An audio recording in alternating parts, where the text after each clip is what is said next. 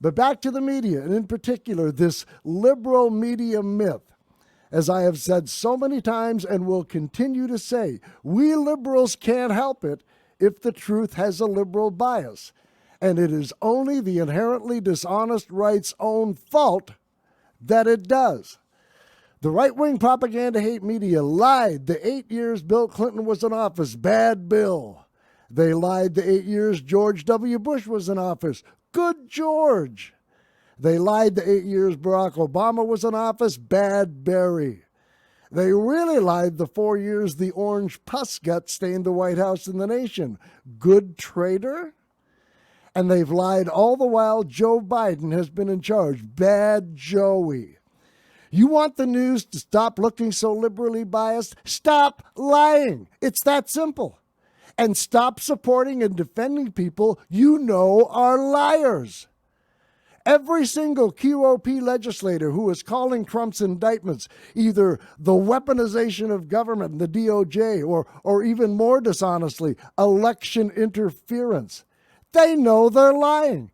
They know Trump is everything we real-world dwellers know him to be. And some even said so back in 2015 and 16. A pathological liar, a sociopathic, malignant narcissist, a con man, grifter, and snake oil salesman, an authoritarian dictator wannabe, and now a traitor to this country. But because there are so many stupid people in this country that have apparently forgotten everything their parents ever taught them about decency, morality, honor, and integrity, and continue to support Trump, primary reason being because they're just as bad as he is, and they don't care if he's all those things because they are too, the QOP continues to cower before the monster they created, assisted by their right-wing propaganda hate media, which is an utter and complete betrayal of their base. I mean, they could show some respect for their base and actually educate them as to the truth. But you see, an educated base is the last thing they want. Why? Because the truth is anathema to present-day conservative Republican dogma. Any party or person who supports and defends Donald Trump places no premium on the truth whatsoever. None. And the QOP is only too well aware that their policies are not supported by a majority of Americans. Thus, both Republican legislators and the right-wing media have spent literally decades dumbing their base and audience down with distracting and stupid culture wars to the point that no matter how complex and intricate the issue, they can now placate their audience with simplistic 10-second bumper sticker slogans and phrases that, if you just scratch beneath the surface, are downright insulting. Deep state, fake news, liberal media, rigged election, weaponized DOJ, election interference, anti-Trumper, never Trumper, and on and on and on. They have turned their supporters into mush-brained eternal victims and woefully ignorant ones at that, which is exactly where they want them to be. And so they continue to treat them like mushrooms. They keep them in the dark and feed them bullshisky. Today's MAGA minions listen to the lies on Fox and other right-wing propaganda hate media and call it the truth, even though they know it isn't.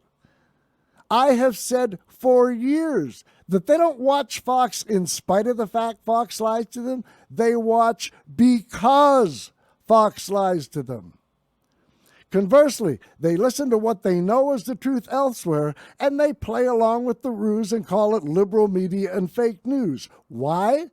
Because being a devoted cult member demands you lie, not just to your family and friends, but primarily to yourself.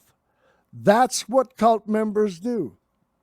And that is the world in which we now live and have for quite some time. As I've said before, Donald Trump isn't the problem. By himself, he would just be a senile old fossil yelling at kids to get off his lawn. But when he is supported and defended by what I have always called a massive conservative corporate-controlled right-wing propaganda hate media industrial complex, along with cowardly QOP legislators, both of whom will excuse and defend his every crime and atrocity, we actually find ourselves today with a lifelong criminal and traitor that the law finally caught up with as the leading candidate to represent one of the two major political parties in this country in the next presidential election. And a bunch of brain-dead zombies who see nothing wrong with that, thanks to their dishonest legislators and right-wing propaganda hate media. Do you think they've told their supporters in base of Trump's fascist plans to expand the federal bureaucracy and take control of agencies that up till now have been independent? I'm sure they have, but here's where context matters. They do so after they have spent an inordinate amount of time demonizing every agency and institution necessary for our democracy's survival, all to defend the indefensible orange skid marks fascist tendencies.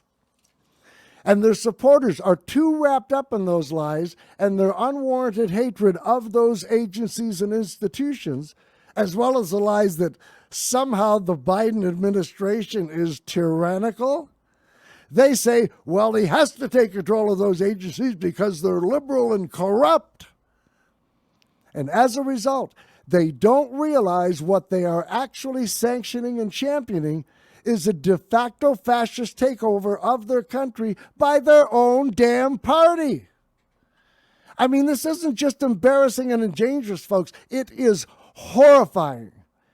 And it is the biggest clear and present danger and threat this country has ever faced. Therefore, vote blue no matter who. And further to what you just heard Stuart Stevens say, namely that it's difficult to bring this story up without sounding alarmist or hyperbolic, personally, I don't give a rat's ass how it sounds. The truth is the truth, especially when you have the receipts and proof. And that is all we are concerned with on this show. And I believe Democrats and legitimate mainstream media should be shouting this from the rooftops every single day of the week. Some are, all should.